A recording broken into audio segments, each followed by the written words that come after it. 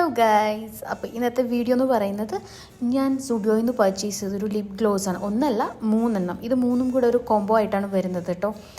അപ്പോൾ ഈ 3 lip gloss ഞാൻ ട്രൈ ചെയ്യാമെന്ന് വിചാരിച്ചു. ആക്ച്വലി ഞാനൊരു ലിപ് ഗ്ലോസ് യൂസ് ചെയ്യുന്നൊരു പേഴ്സൺ അല്ല. എനിക്കങ്ങനെ ഭയങ്കര ഗ്ലോയി ആയിട്ടുള്ളൊരു ലിപ്പ് എനിക്ക് അതത്ര ഇഷ്ടമുള്ള ഒരു സംഭവമല്ല. ഞാൻ കൂടുതലും മാറ്റായിട്ടുള്ള ലിപ് ഷെയ്ഡ്സാണ് യൂസ് ചെയ്യുക. ദെൻ സുഡിയോയിൽ പോയപ്പോൾ ഞാൻ ഒരു കോംബോ ആയിട്ട് ഇങ്ങനെ ഒരു ചീപ്പ് പ്രൈസിൽ കണ്ടപ്പോൾ ഞാൻ വാങ്ങിച്ച് ട്രൈ ചെയ്യാമെന്ന് വിചാരിച്ചിട്ട് വാങ്ങിച്ചതാണ്. സോ ഇതിൽ ഫസ്റ്റ് ലിപ് ഗ്ലോസാണ് ഞാനിപ്പോൾ അപ്ലൈ ചെയ്തുകൊണ്ടിരിക്കുന്നത്. ഇത് അപ്ലൈ ചെയ്യുമ്പോൾ എങ്ങനെയാണെന്ന് വെച്ചാൽ ഇതിൽ കൺസിസ്റ്റൻസി ഭയങ്കര ഭയങ്കര സ്റ്റിക്കി ആയിട്ടാണ് എനിക്ക് ഫീൽ ചെയ്തത് കേട്ടോ.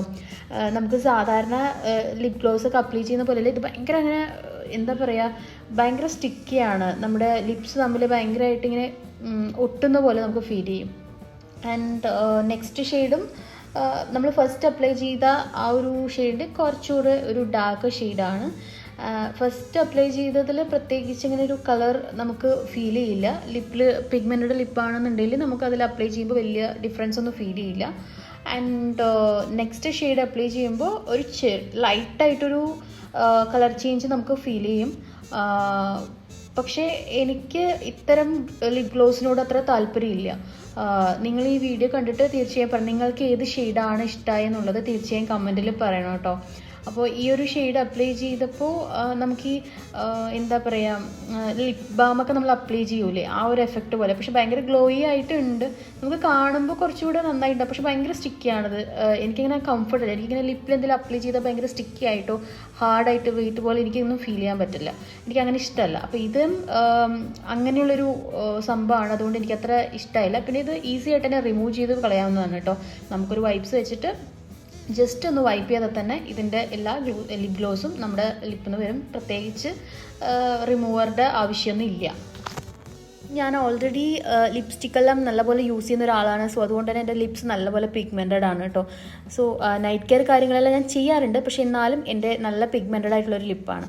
ആൻഡ് ഈ തേർഡ് വൺ എനിക്ക് നല്ല ഇഷ്ടമായിട്ടോ. ഈ ഒരു ലിപ് ഗ്ലോസ് നല്ല രസമുണ്ടായിരുന്നു. അതിൻ്റെ ഷെയ്ഡ്, ആ ഒരു ഷെയ്ഡിൽ ലിപ്സ്റ്റിക്ക് കിട്ടാൻ ഭയങ്കര കഷ്ടമാണ്.